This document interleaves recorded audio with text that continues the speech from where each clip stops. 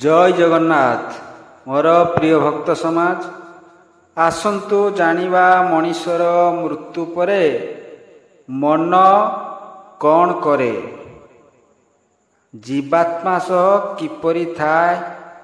भगवान श्रीकृष्ण कहउचंती शरीरं यदवास्नोति यच्छाप्यो क्रमतीश्वर गृहीतैतानि स्वयं याति वायोषधानि अंशायात। भगवान तो कहउचंती जीवात्मा शरीर रो मन इंद्रिय बुद्धि को ले जाए, किंतु ए मन जीवात्मा सह किपरि थाए आमर एई विषय रे जानिबा। आसंतु मन को जानिबा। मन जन्मरू मृत्यु पर्यंत मनर अवस्था किपरि थाए, शरीर गठन सह मन किपरि बढ़े एवं मृत्यु परे जीवात्मा सह मन किपरि थाए। आसंतु प्रथमे जानिबा अमन। आपण माने ध्यान दियंतु, जेतेबेले माता गर्भरे पिला संचार लाभ करे, संचार हुए, सही स्थिति को अमन प्राप्त स्थिति कहा जाए। अमन अमन मनरे अणाकारे अण पद्म को ध्याई जा जा जा रे रही। मनरे अणाकारे अण पद्म को ध्याई। तेणु सेतेबेले मन रो एही अवस्था था। जेतेबेले माता गर्भरे शिशुटी आकार प्राप्ति घटे, आकार बढ़े, सेही आकार बढ़ुथिबार मन को आमन कहा जाए। आमन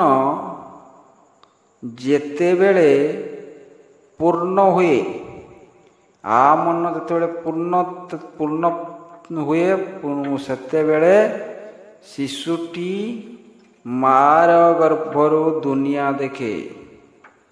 तेणु माता गर्भरे ओ आमनर खेल चले। मोर प्रिय भक्त समाज यही ज्ञान को भल कि बुझंतु। या सद्ज्ञान माता गर्भर ज्ञान।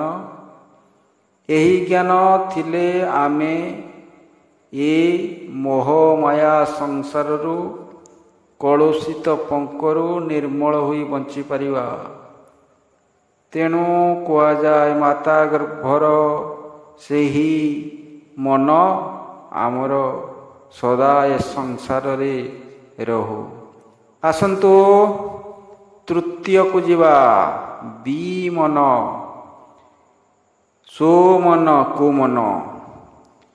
अमन आमन विषय कहलु, सुमन विमन कुमन विषय शुणु। सुमन पिलाटी जेतेबेले संसार देखे सेतेबेले जो मन थाए ता सुमन गणा जाए। सुमन रे से दुनिया रे हसे। कौन शिशुटी खिली खिली हसुथाए ना थाए तार सही मोह माया ना जानी थाए एते बड़ दुनिया। सही दुनिया रे से दुदुल्यमान अवस्थारे हसुथाए खेलुथाए।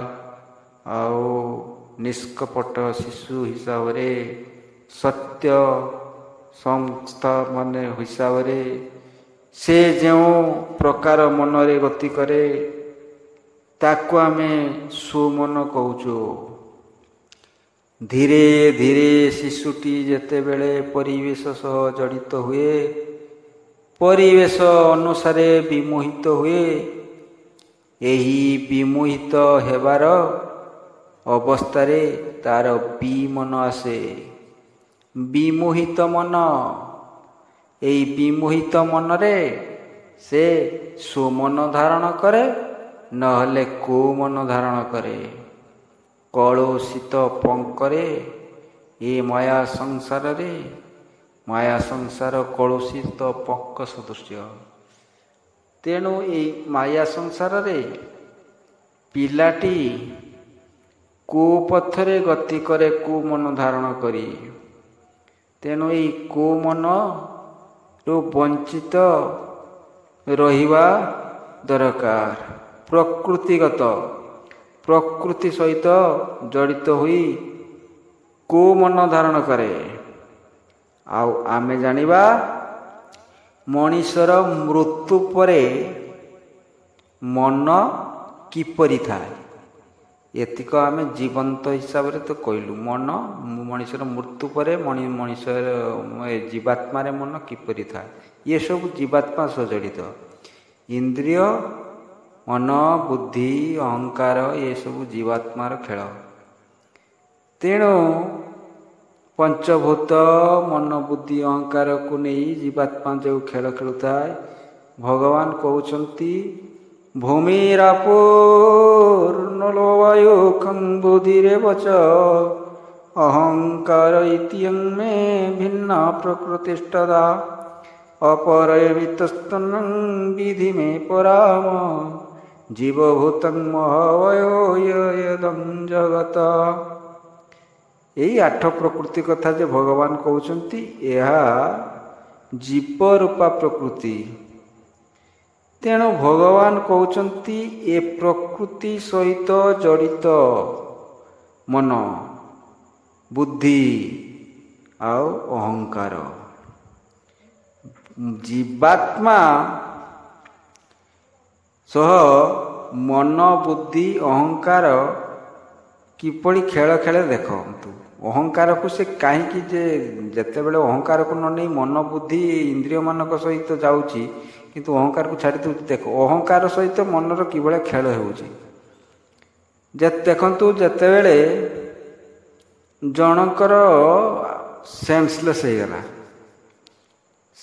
ହେଇଗଲା ପରେ ତା ଘରର ଲୋକ ସବୁ ଯେତେ ସମୟ ତାର ସେନ୍ସଲେସ୍ ହେଇଥିବ, ଘଣ୍ଟେ ହଉ, ଅଧଘଣ୍ଟେ ହଉ, 10 ମିନିଟ୍ ହଉ, 20 ମିନିଟ୍ ହଉ, ଯେତେ ସମୟ ଘର ଲୋକ ହାବା ପଡ଼ୁଥିବେ, ସେଠି ଉଚ୍ଛାଳି ହେଉଥିବ, କେତେ କିସ ହେଉଥିବ। କିନ୍ତୁ ଯାହାର ସେନ୍ସଲେସ୍ ହେଇଥିବ, ଚେତାହୀନ ହେଇଥିବ, ସେତେବେଳେ ସେତିକି ସମୟ ସେ କିଛି ଜାଣିପାରିବ ନାହିଁ। ଏମିତି କାହିଁକି ଘଟେ? ସେତେବେଳେ ମନ କେଉଁଠି ଥାଏ? ଶରୀର ସହ ତ ସଂଶ୍ଳିଷ୍ଟ ଥାଏ। ସେତେବେଳେ ମନ କେଉଁଠି ଥାଏ? ମନ କାହିଁକି ଜାଣିପାରେ ନାହିଁ? ମୃତ ଲୋକ ଯେଭଳି ଜାଣିପାରେ ନାହିଁ, ସେହିପରି ଏ ଚେତାହୀନ ଲୋକ ମୃତହୀନ ଭଳି ହୋଇଯାଏ। କାହିଁକି? ଜୀବାତ୍ମା ଯେତେ ପର୍ଯ୍ୟନ୍ତ ଶରୀରରେ ଅଛି, ସେତେ ପର୍ଯ୍ୟନ୍ତ ଜୀବିତ ଶରୀର ଅଛି। ଯଦି ଜୀବିତ ଶରୀର ଅଛି, ତେବେ ଇଏ ମୃତ ସଦୃଶ କିଛି ଜାଣିପାରୁନାହିଁ କାହିଁକି? ଦେଖନ୍ତୁ ଇନ୍ଦ୍ରିୟର କିଭଳି କରାମତି।